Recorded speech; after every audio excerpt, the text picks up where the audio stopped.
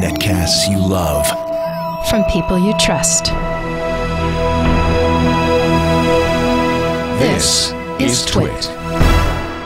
Bandwidth for Triangulation is brought to you by Cachefly at CACHEFLY.com.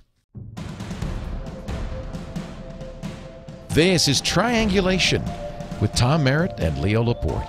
Episode 17, recorded July 6th, 2011. Gordon Bell. This episode of Triangulation is brought to you by Audible.com. To download the free audiobook of your choice, visit audiblepodcast.com/triangulation. And by Squarespace.com, the fast and easy way to create a high-quality website or blog. For a free trial and 10% off your new account for 6 months, go to squarespace.com and use the offer code Triangulation7. Hello, ladies and gentlemen. Welcome again to another fine episode of Triangulation, the most effete intellectual show on the Twit Network. And it's primarily because of this fellow here, Mr. Tom Merritt. What am I doing here? He's from Texas. Tom and I actually have a great guest. Gordon Bell is going to join us. I'm very excited about this. Formerly of Digital Equipment Corporation. He's now a Microsoft Research Fellow and the author of a book called Total Recall. Not the fiction book. Not that book. Non-fiction book. Who wrote the science fiction Total Recall? Well, it was Philip K. I Can Dick? Remember It For You Wholesale by Philip K. Dick. Well, he's good. You can't stump this guy. So we'll get Mr. Bell on the line in just a bit to talk about all sorts of stuff. Fascinating fella. Before we do that, though, I do want to remind everybody about our fine sponsors. We've got Audible today, and we're going to talk about Gordon's book on Audible, and Squarespace.com. Do I have to tell you about Squarespace? I'm sure you've heard us talk about it before. It's a secret behind exceptional websites. I take you now to squarespace.com, where you will see that great big green button. Take just a gander over there and click that green button. Click the candy green button. This gives you a chance to create a website and use it for 2 weeks on Squarespace. No credit card needed. In fact, you only need 3 things. You don't even need my name. A site name, a password, and an email address. Now, on Twit this week, we did Brian is a unicorn. Right.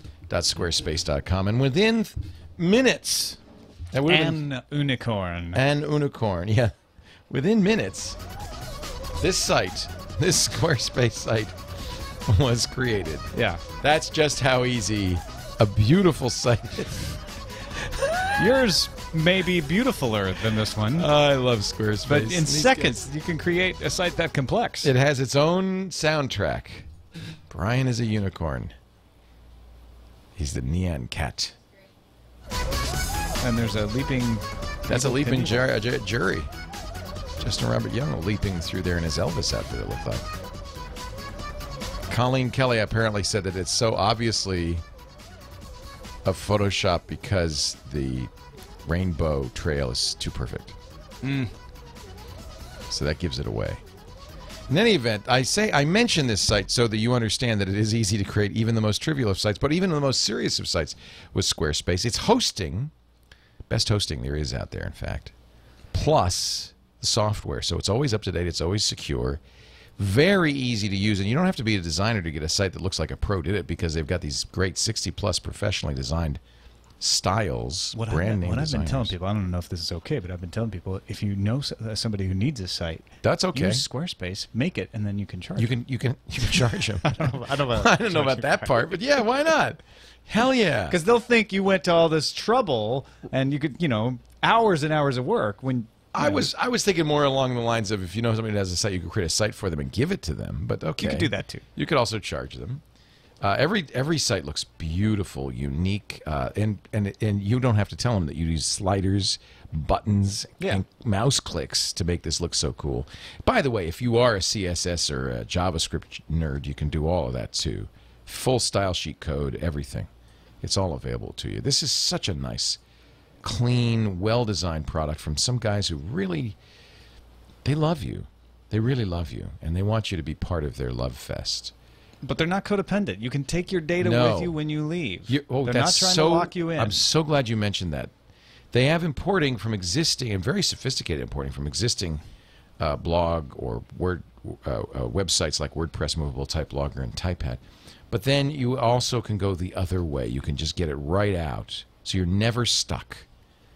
That's how confident they are you're going to like it. They're like, look, we're not going to make you, we're going to force you to stay. That's the way to do it. Social widgets that make it very easy to include your Twitter, your Facebook, and all that stuff. You see all these videos, too, by the way? Lots of tutorials, so you don't ever have to feel at sea. See how easy it is to put Flickr in there? Look, there's Stephanie Chu. Is that who that is? Yeah. Looks familiar. The Twitter. It's just fantastic. RSS of any kind. All right, I'm not going to belabor it. Go to squarespace.com. Now, here's the special extra, because we got to give you a little extra deal. A little something, something for all this. If you decide you like it, and only if you click the green button, set up a site, and decide you like it, and you don't have to tell your friend this either. You'll get 10% off for the first 6 months of the site when you use the offer code Triangulation7. I know that's a lot of letters, isn't it? Triangulation and the number 7. For 10% off for the first 6 months. Squarespace.com, the secret behind exceptional websites. Let's call Gordon Bell. I'm going to get him on here. I can't decide what I want to talk to him about first. He is... We've got the PDPs that he worked on at DEC. At DEC, yep. We've got the Law of Computer Classes, Gordon Bell's Law of Computer Classes. I don't know that. Ask him about that. I'll have to ask him about that. And then of course, all the stuff he's doing at Microsoft and the life logging and everything. It's kind of neat to see somebody. Sometimes you think of computing and technology as a young man's game, and I'm an old man, and I'm glad to see that I still have a role and he has a role. We still have something to add to you whippersnappers. Thank you. There he is, Gordon Bell. Hey, Gordon.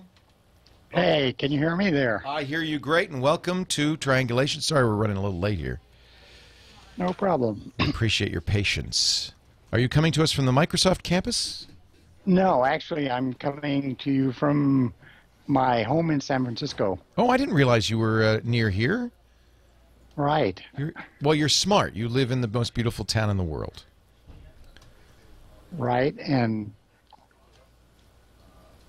the other half, I live in Sydney, Australia. Really? Wow. Now, are you wearing around your neck, are you wearing the famous camera? Oh, yeah. Let's see I knew that. you might ask that, and so there it is, which is a thing called a Sense Cam that we started experimenting with in about 2004. So you're saying that Sense Cam has been recording how many pictures an hour?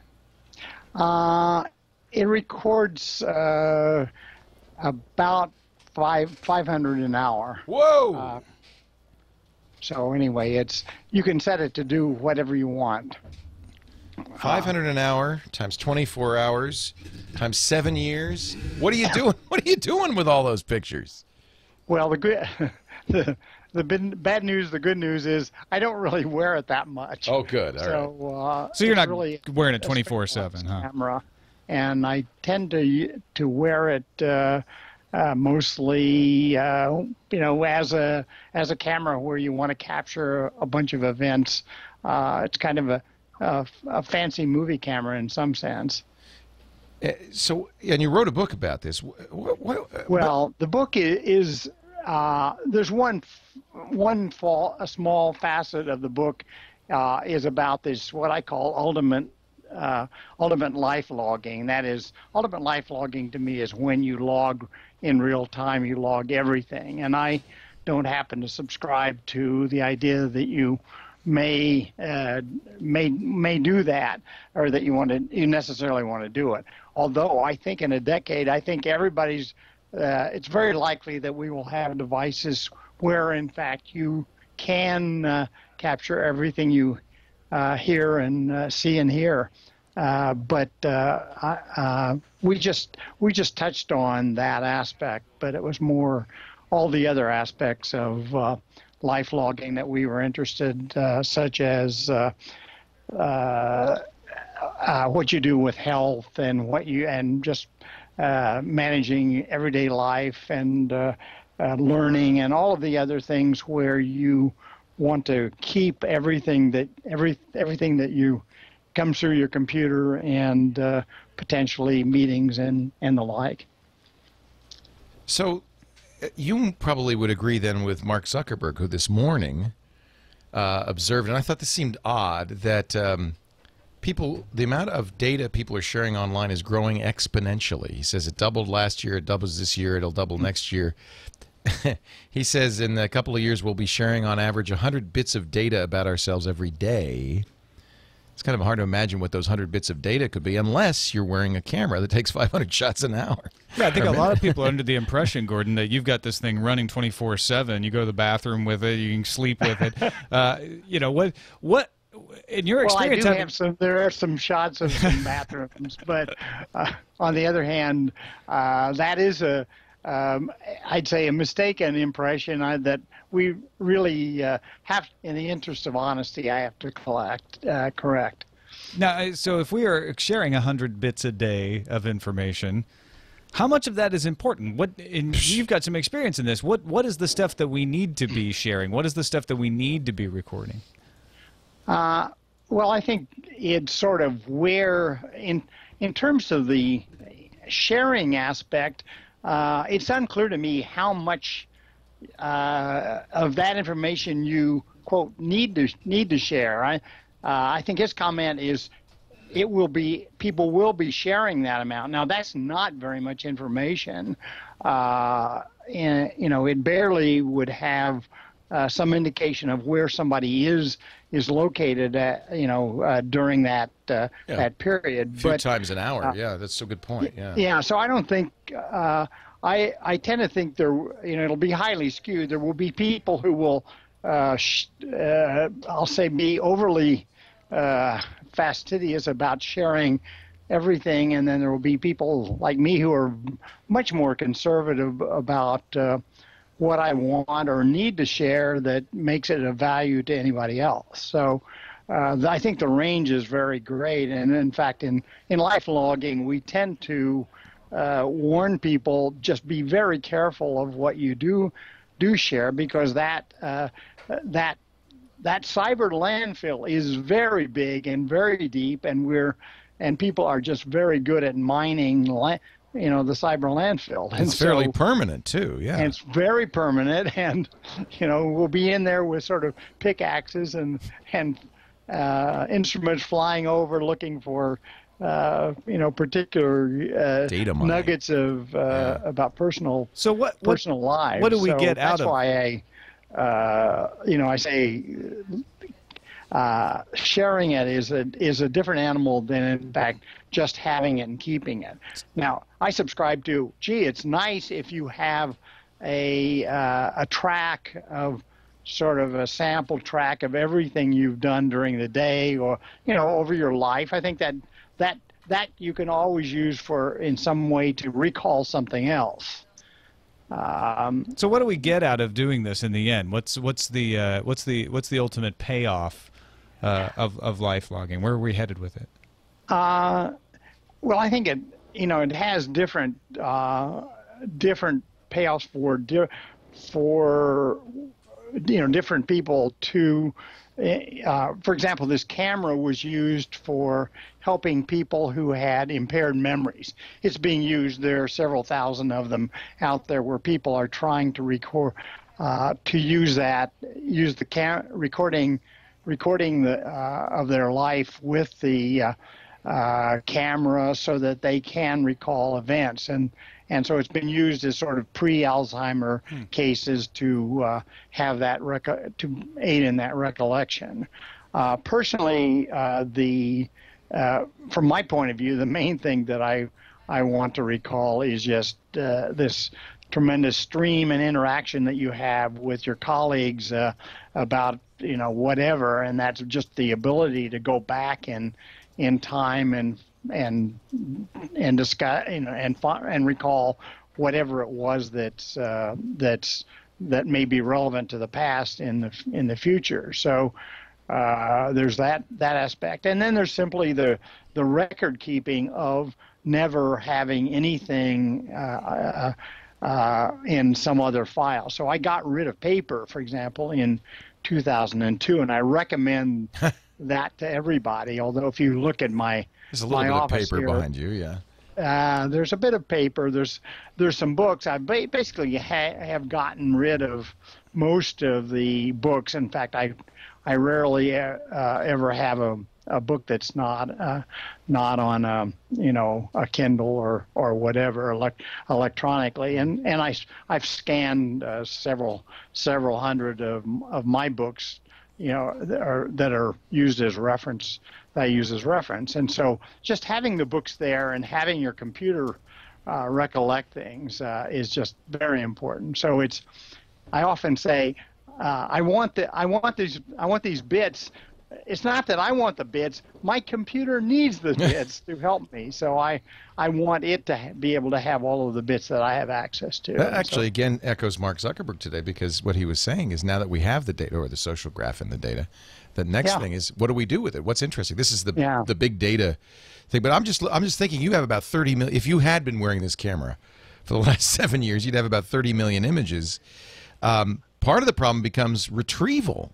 How do you use these images? Well, I think, retrieval's certainly always a big problem, and particularly the more I have, the more I'm understanding how hard the problem is, because I started by scanning all of the books, articles, everything I had written and had in my various careers. I had a lot of the files when I was head of engineering at Digital, and I scanned all of those. And so when you look for something, basically, time is the big bucket that you tend to. When you get a lot of things back, you tend to use time. Thank God we've got GPSs coming in almost automatically on either cell phones or cameras, and so we've got time and space are the big retrieval categories that people tend to use, or that at least I tend to use. And we're definitely progressing on the ability to store more in less space. Yeah. As we go along. Well, and you coined Bell's law, which is really more about power and space, but Bell's law is really an issue. What that's all about is I guess in fairness, I probably should call it a corollary to Moore's law, which is Moore's law says you get more bits on a chip every year, and Bell's law, as you say, is that you every decade you take a small fraction of those bits that are on a chip and make smaller chips, and then use that smaller cost and size system to build a new computer platform. And so this is what got us from mainframes to mini computers to personal computers to basically to cell phones. So we get this tremendous progression in size. And in fact, there's a computer that operates now that people are embedding embedding for to understand interocular or eye pressure, and that's a millimeter cube. So it's got a battery, it's got a chip, and it's got a radio transmitter in that millimeter cube. Not very, very big. So it's a little bit bigger. I mean, it'll be a painful speck in your eye, but in fact, it is it's kind of, that's an example of Moore's law of, smaller and smaller chips, rather than putting a couple of centimeter chip in on a hot plate. So you think that camera eventually just be in your eyeball? Exactly. Right. Yeah. Certainly, we head to those things. There are those kind of devices now. I've tried a number of the recording cameras, and they are pretty spectacular. Let's see. I was trying to think of. Oh yeah. In fact, I have one here, which is this is actually a probably highly illegal to use. This is a. It looks like one of those little Minox spy cameras. Oh yeah. Well, it's an 8 gigabyte video camera. Wow. Here, and let's see. Oh, you wear it in your pocket like, well, I don't have a pocket, but you wear it like this. The pinhole camera's here. The mic is here, right here. And it has an exceptionally high quality and does basically VHS quality recording. But it's, a friend of mine who's a lawyer likes to use it so that he can be able to recall meetings and things like that. Although the place where I think you want total recall is when you visit a lawyer or when you visit a doctor and you come out of there in a bewildered state, unable to remember anything that they said to you, but you'd like to be able to recall those kinds of things. I remember some years ago we did a tech TV show from the Computer Museum in Boston, which you and Gwen Bell founded some years ago. What a great museum that is. You obviously have some interest and reverence in saving not just your own personal stuff, but also a lot of the history that you've been a big part of. Oh, yeah. I'm delighted that you visited that. Oh, it was so fun. I don't know whether I sent you this paper that was a retrospective, because that is now the Computer History Museum in Mountain View. Right. So if you go into the wonderful new exhibit that they have there called Revolution, it's 25,000 square feet of artifacts, and a substantial number of those artifacts we collected at the museum in Boston. And you started it in a closet? Is that right? This was when I was head of engineering at Digital. Ken Olson, who was the president, and I had wanted to preserve some basic artifacts. I observed that the Smithsonian didn't have the proper reverence for computing, and so we started collecting some of the important MIT computers, and then started out by putting a bunch of the artifacts that we had in a small, what was formerly a code closet, and then that moved to a wonderful lobby building in Western Massachusetts, Marlborough, Mass. Which was a building that DEC had gotten from RCA, and that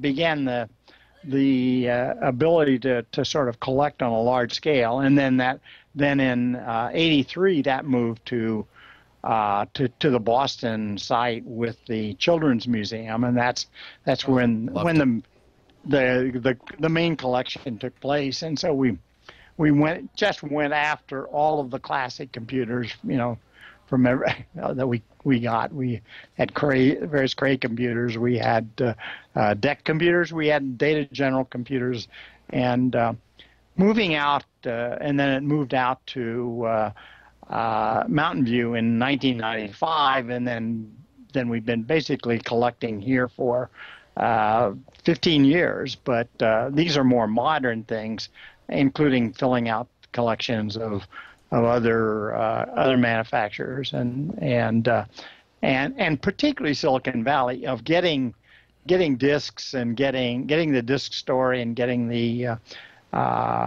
chip story, because all the chips came out of were done in the Valley, and so we wanted to get those stories and those people and those artifacts together. There's some great stuff to see if you get to Mountain View to see that. For instance, this is you have on display a Google server rack.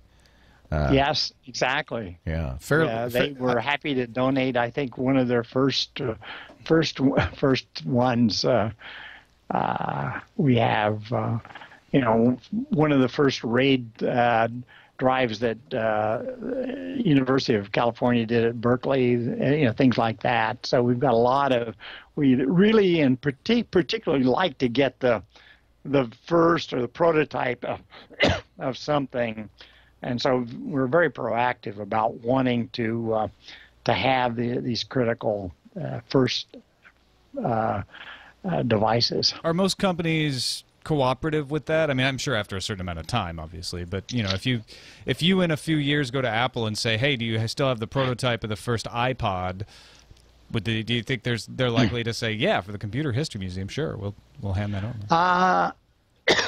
Well, we have.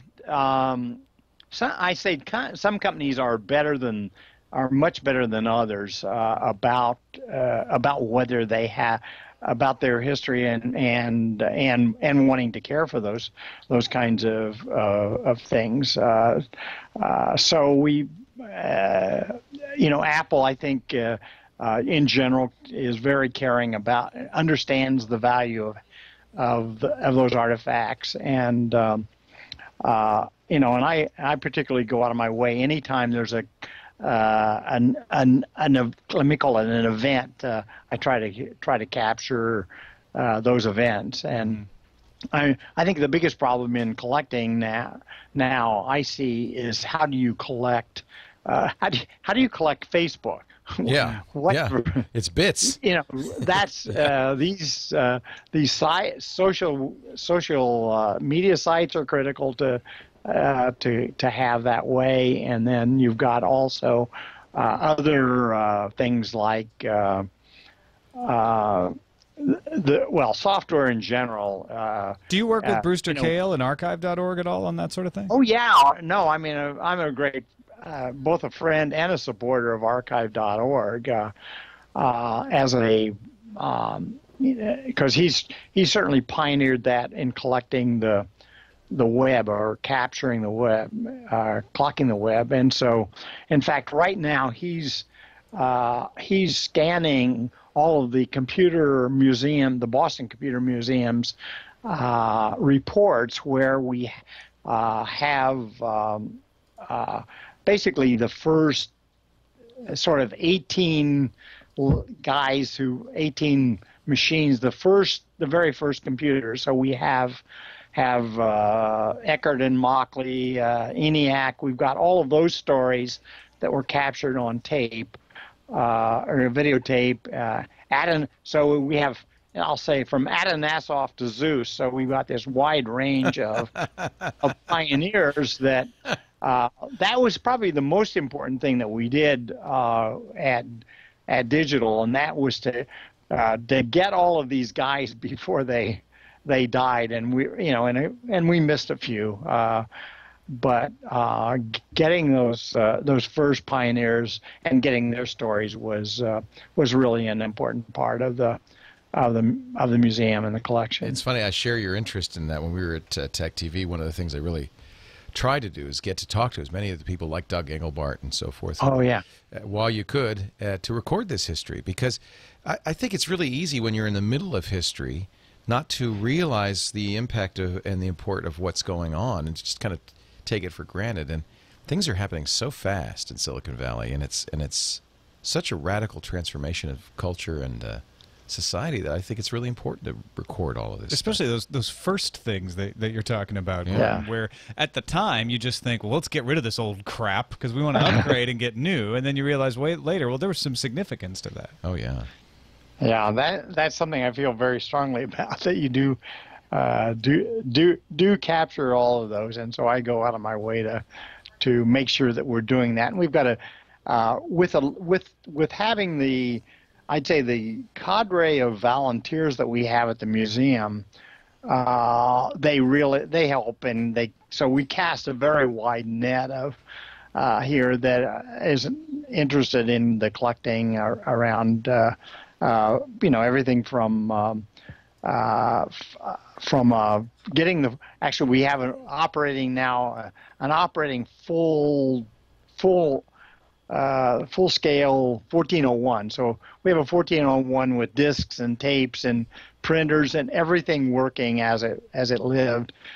Similarly, we have a PDP-1 that is operating, and so there's a very active community here that likes to get all of this old stuff working, and to me it's just wonderful and amazing too. And so we tend to record those as they operate in the latest form. I'm looking at the PDP-1 restoration project. You can actually play Space War in your Yeah. browser with Java, which I think is hysterical. The The first no, video that's the way game. it should be. We ought to be able. What I think we, I think the role of the museum and I'll say the community that's interested in history is to make sure that we can run every damn machine that's ever, every significant machine that's ever been. Every from the PET to the Commodore to the English computer, the one that they used for You better teach me how to play TV. Space War, Gordon.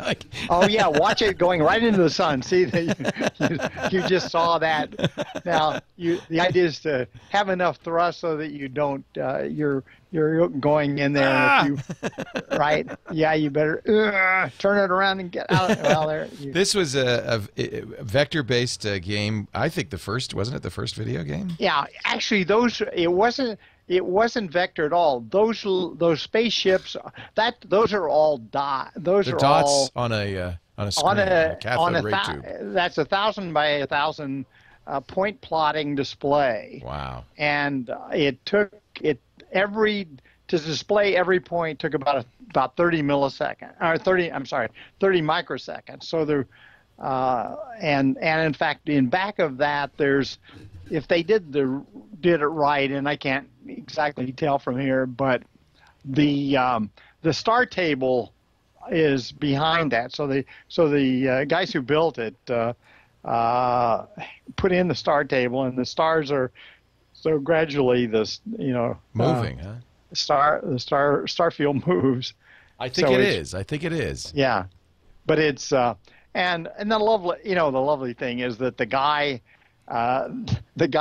principal guy who developed it, Steve Russell, is a docent at the Computer History Museum. Oh, that's great. So you can not only get the full boat of what it's all about.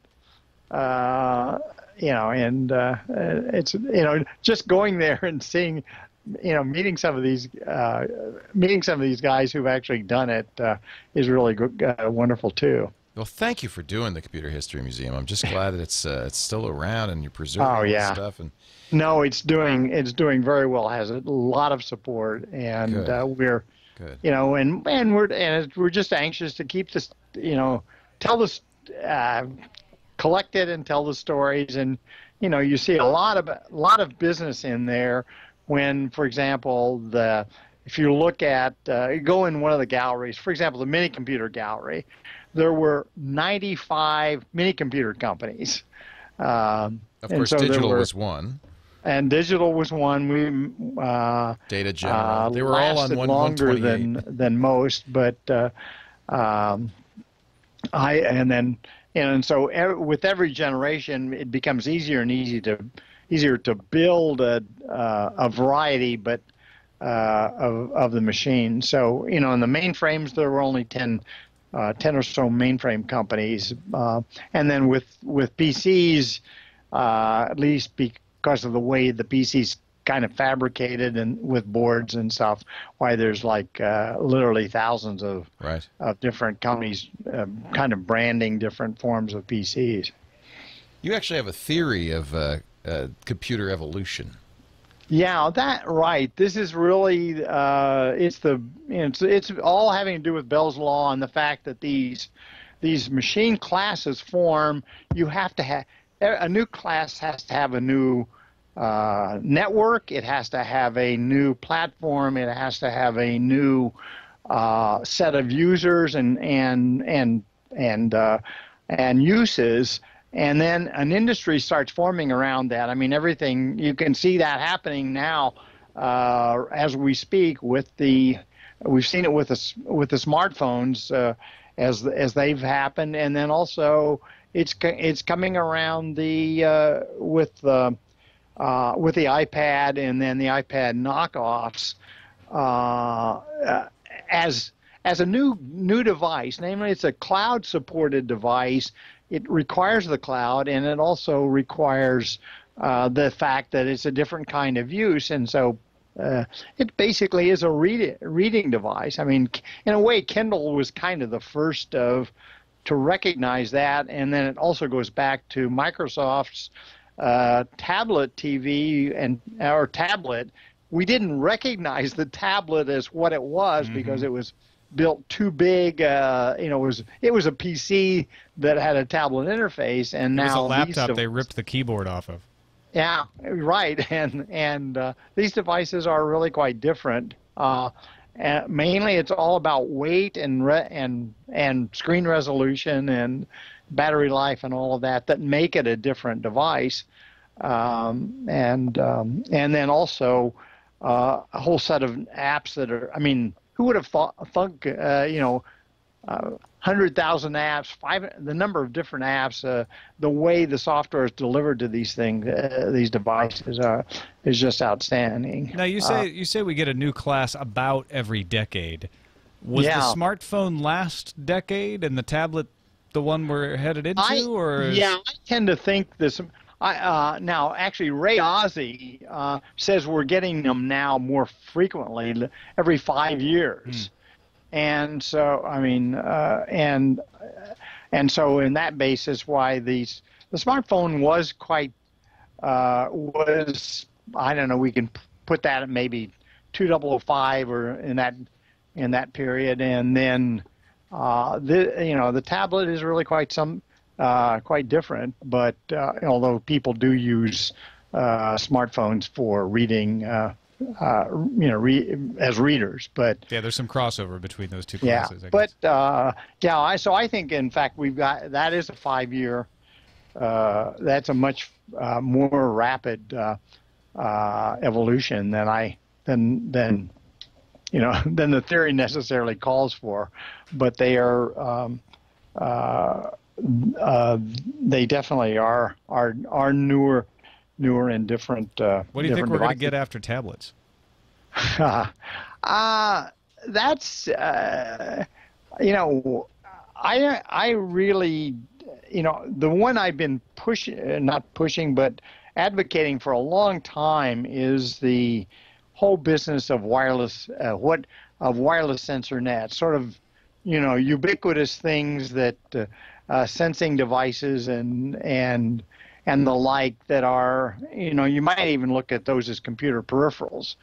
Things like, I've got a Fitbit here, but devices that have to do with health monitoring and sensing. So I think that those kind of devices are I've been expecting those to explode, but the biggest problem there is actually the difficulty of getting them to connect to something, some other system. We keep wanting, quote, the smart grid and all that, but the big problem with the smart grid is at your home site, at your home, is how do you get the smartness to go and flick the light switch, because that requires an installation problem, and the more people can figure out how to get rid of that, to make that get around the installation problem, then smart grids will be more useful.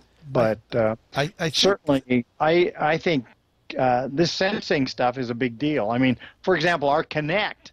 If you could figure out using those in a around the house or in fact anywhere, then just the ability to use that as gestures as an interface to get and to accomplish whatever you want to do, looks like that will be important. So.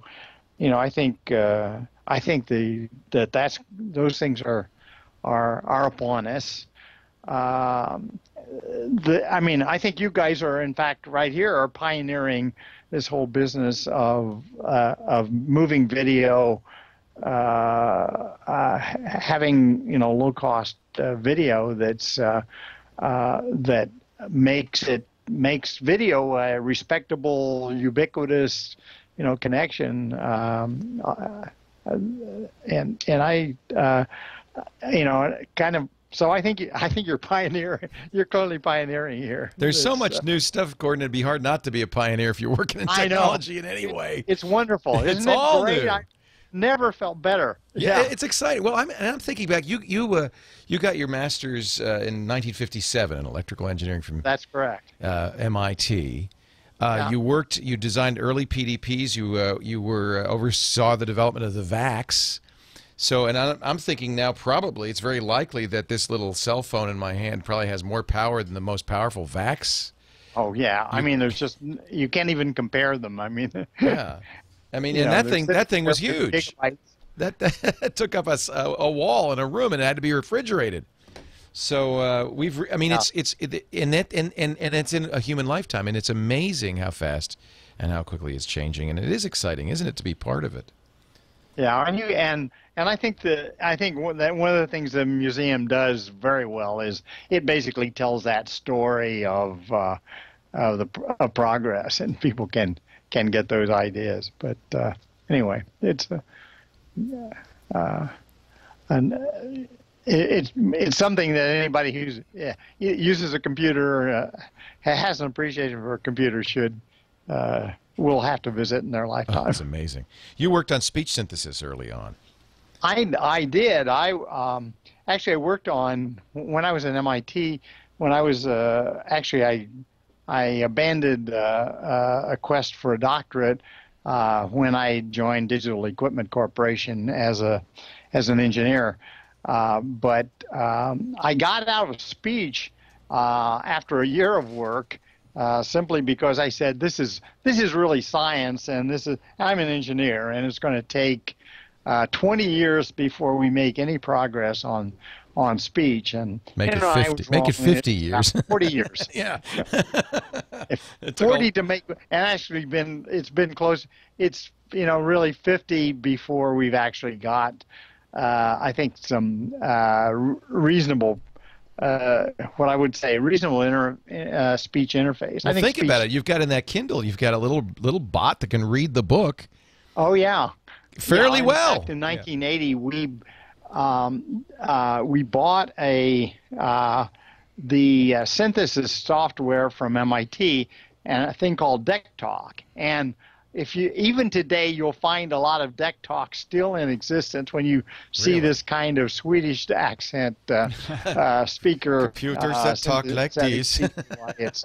It's undoubtedly a DeckTalk device or software running. Yeah, the Kindle is not only it can do speech, it can do cloud computing. Right. Because it pulls its information. It's got a browser in there, and it downloads the books. It's got a constant connection. It's part of that. It's almost part of that sensor network you're talking about. It's playing in lots of fields. Yeah, the sensor. It's critical to have that link to make with the cloud, because the cloud gives you infinite power there. I got to give you some Gordon Bell quotes. This is one of my favorites. This is when you were working at Digital. The most reliable components are the ones you leave out. They never break, do they? They don't break. Yeah. But you are the guy, and Sun later made a lot of hay with this. But you were the guy who said, I think one of the most prescient things of all, and this is back in '82. The network becomes the system. This is very early on in networking, but you already saw what was going to happen. The network, and of course, Sun later said the network is the computer. Yeah, right. They certainly preempted that. Yeah, but post-empted it, I guess. Yeah, post-empted it. Stole it. Let's call a spade a spade. Right. Appropriated. But for a long time, to be honest, I didn't even understand what Sun meant when they said this. The network is the computer. But of course now I think we do understand. Sure. With the widespread use of the internet. That's it. Yeah. Oh yeah, that was I said that at the introduction of the Ethernet. Okay. Which I've got to say was probably one of the most fun things that I ever did. Which was I was there were three of us that introduced the Ethernet, and that was Dave Liddell from Xerox, and me from Digital, and then Bob Noyce from Intel. Yeah. So I had the wonderful, opportunity to be with Bob there, and then also we introduced it in London and gave we sort of had a roadshow where we talked about Ethernet and how important we thought that was going to be, and so and Ethernet is, and I think I also said at that point Ethernet is the UART of the 80s, but actually it's turned out to be true that in fact it certainly replaced the RJ11 phone connection as the way everything is connected. So tell us what you meant when you said the network becomes the system. Okay, at that point, it really has to do with the business of taking components that might have been just components and or separate computers, and then aggregating them together to form what is now a system, a cloud system. So it had to do with cloud. It has to do with how you cluster, how you aggregate computers to make another computer. So today we aggregate on the order of, maybe 100, in some cases 100,000 computers, and we think of that is a computer. But in reality, they've all got their own independent program counters. They all operate independently. But in fact, when you put them together by having this network, that becomes the system or the computer. So it's really a kind of, an iterative and recursive statement that as you aggregate the components, then they in fact become the system again. So when I thought of it, when it was done at the time, I saw, I had a similarity between how we had used a bus to connect computer components like disks and tapes and printers and the like, and then in the case of Ethernet, then in fact we did the same thing, although each of the components were then separated and put in a different computer and distributed over space, and then that whole thing you think of as a single computer. So it's sort of the breaking apart of the computer to again constantly form a computer. So the whole world is just a collection of computers aggregated in different ways to behave as one or many. I found on computerhistory.org the program from that event and your remarks here about the network becoming the system. I'm so glad that somebody archives this stuff, including this picture of, I think, of you somewhere in here, if I can find it. It's really fun to look at this, and this is at the introduction. Let's say it again, of Ethernet. Yeah. Yeah. Wrap your head around that one. Ethernet can eliminate this complexity while providing the flexibility and need for future growth. It's just like FireWire, USB, or Thunderbolt. Yeah. Ethernet had to have its moment where it was pushed. You had to get people to adopt. That's right. It seems incredible to think about that now, when it's pervasive. Yeah. It's pervasive. The thing that makes it significant is we were all able to adopt it, and that was that whole story is so interesting in terms of when we were doing it. I was able to persuade Xerox to make that a free license. If we hadn't been able to make it make it sort of a zero-cost license, I think it would have gotten in the way. Everything, Xerox would have had to license everybody, and I look at that as Xerox is probably one of the biggest contributions Xerox has made to the world. Has been that opening up of that license. Before we even talked, in terms of open and proprietary, that was a very early case of openness, and clearly made a huge difference. Yeah, it wasn't. It wouldn't have. I think we would have been fighting with different standards there. I mean, it might have ultimately settled out to one, but having it that way and just made it a kind of a no-brainer, and that's why we made the deal. Wanted to make the deal with the Intel so that the chips were available, right? And people could easily make make systems from them. Well, Mr. Bell, we owe you so much, and I'm so grateful for the time we've had today to talk to you, and for the contribution you've made and are continuing to make. And that must be very gratifying to you to be able to continue in this. To labor in this field. Just staying on is great. Yeah, it's just fantastic. Thank you so much for joining us, and I hope we can talk again very soon. We are out of time now, unfortunately. Okay, well, hey, I'll say call me at any time. We will. We'll have you back soon. If you're ever up in Petaluma, drop by. Yeah, you're not so far away. Please come in. We'll show you the new studio, which has a lot of Ethernet.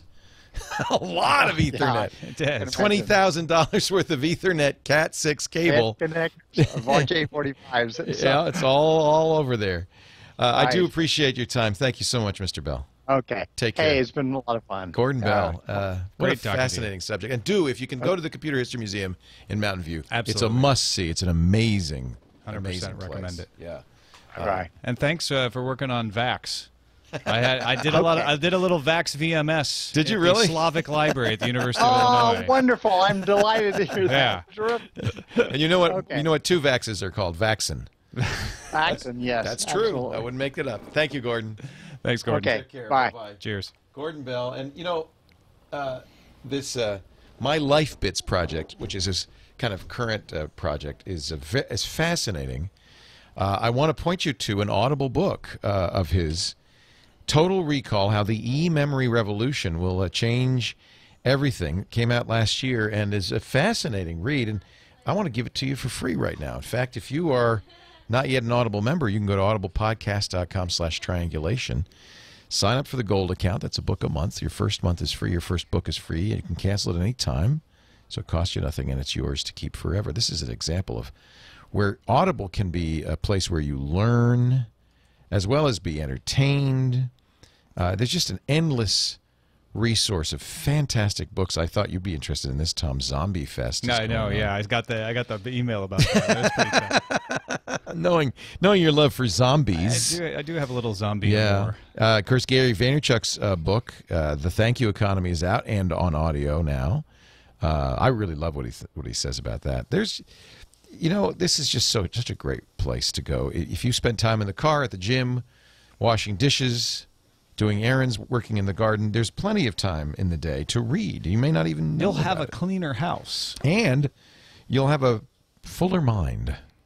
I love Audible. I want you to try right now, audiblepodcast.com/triangulation. We thank Audible so much for supporting this, which I think is our most important show, frankly, on the network, because we talk to people like Gordon Bell. And, I don't know if I really did him justice when we introduced him. I should have started by saying, here's the guy who designed the PDP, who designed the VAX. This guy, Ethernet. Introduced Ethernet. Is truly a legend in the business. And is truly beloved by everybody who meets him. I've met him several times, and I just think he's he's done so much, and he hasn't stopped. That's what. the And for thing. me, and I'm very serious in this. I love it seeing somebody continue in their career doing this into old age, because as I quickly approach old age, I don't want to stop. Yeah. We are in the most exciting field in the world, and to be able to watch what's happening. And he's not just like, well, I'm still working on Ethernet no, and refining he's it. No, he's excited. doing life logging. Yes. He's doing brand new stuff, blazing he's really trails. thinking about it's really this stuff. impressive. Yep. So we thank you for joining us to meet Gordon Bell. I hope you enjoyed that interview, and we'll have him back. We still owe Captain Crunch, by the way, another segment. That's right. We've got to work on that. Who's coming up, Chad Johnson, on future episodes? You don't have to pull up a mic. You can just tell me, and I'll. the brain monkey. The brain monkey. Are you kidding She's me? not a brain monkey. We've got a brain monkey coming on? She works on controlling monkey brains? No, the reading monkey thoughts. Yeah, Reading monkey thoughts on our next Triangulation. Is that really next week? No, that's not next. What's next week? Do you know? We're still working We on may it. not have a show next week. No, we will, because Chad is committed All to right. making sure we have a show every week this month. Next week, Chad Johnson. On track. When's the monkey brain lady? We're working on In July? 22nd. So she'll be the last Triangulation in the old building. And then do we know who's going to be on the 29th? Actually, it won't be the 29th. It'll be the 20th, something like that. 27th. 27th. Oh, Say- Bree. Bree Pettis. MakerBot. He should bring his MakerBot in because we'll have room in the new studio. He's He can an actually expectant print. father, too. Is he? Yeah. Oh, that's exciting. He's making a baby. I mean, Not with his MakerBot. not with the MakerBot. Hey, coming up in just a bit. We're a little late. Sorry about that, Mr. Kirk Harnack. It's This Week in Radio Technology. We do this show every weekday, or well, almost every Wednesday here at 4 p.m. Pacific, 7 p.m. Eastern at live.twit.tv. That's 2300 UTC for those of you watching around the world. We do hope you'll join us live, but if you can't, you can always get a copy of the show, both audio and video available at twit.tv/TRI for Triangulation. Tom Merritt, we'll see you tomorrow, 2:30 Pacific, 5:30 Eastern. Every day. For TNT, Tech News Today. Thanks for coming in early today to cover the Facebook announcement. I like doing that stuff. I like covering those announcements. The show is produced by Eileen Rivera and now Chad Johnson. And we're very happy to have Chad aboard. He's getting us lots of wonderful people. And we thank you for being here. We'll see you next time on Triangulation. Adios.